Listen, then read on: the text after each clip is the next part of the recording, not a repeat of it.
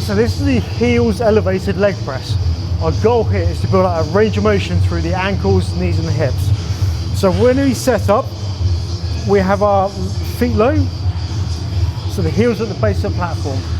Just extend up, and then our goal here is we're bringing the knees in as low as possible, but I want to reach a point where the heels start to lift up from the platform, then we press away.